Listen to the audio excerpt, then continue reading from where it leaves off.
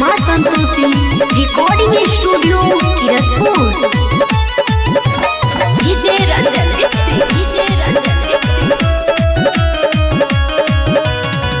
भाग के पाकिस्तान से आइले सीमा मोरी के सबा जुटेल मीडिया वाला। भाग के पाकिस्तान से आइले सीमा मोरी के सबा जुटेल मीडिया वाला। जुटेल पुलिस वाला गिर कले चांद सन सूरतिया भारत देश के लोग बाना। गिर कले चांद सन सूरतिया भारत देश के लोग बाना।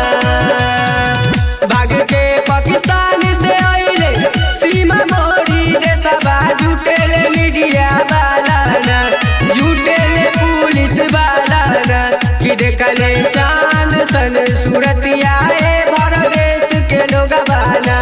गिर कले चांद सन सूरतिया भारत देश के लोग बाना।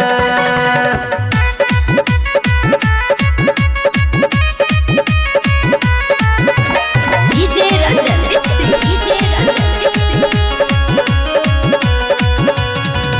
समली सूरतिया सुगनी मोहनी मूरतिया सब हक जबान पर तोहरे ही बातिया।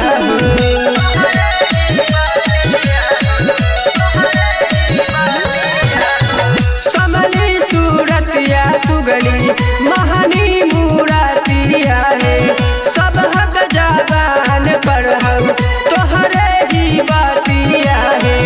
गोदिया उठे ले जाई सचिन लाल से जी पलनिया जुटेल देश के लोग बाना।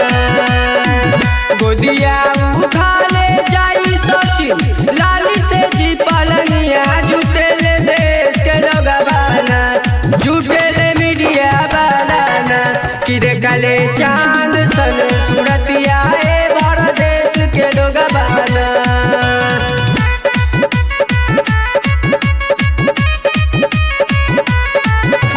डीजे रंजन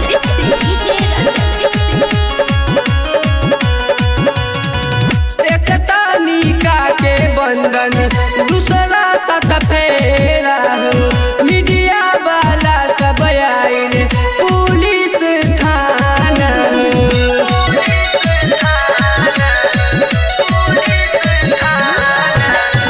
एकता निका के बंधन दूसरा साथ फेरा हो। मीडिया वाला सब आइल पुलिस थाना।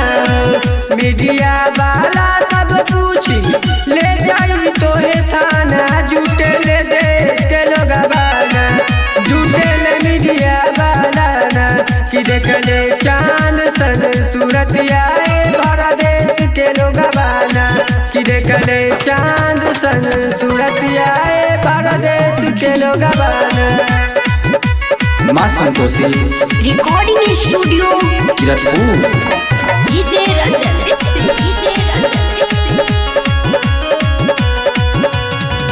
देवर जहिर बागुसी भले बाबू सहोदिया हो। मिल के हैदरबा संगे गले सचिन सने हिया हो।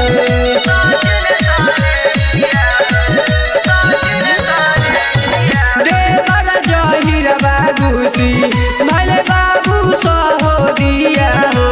मिल के हैदरबा संगे गले सचिन सने हिया हो।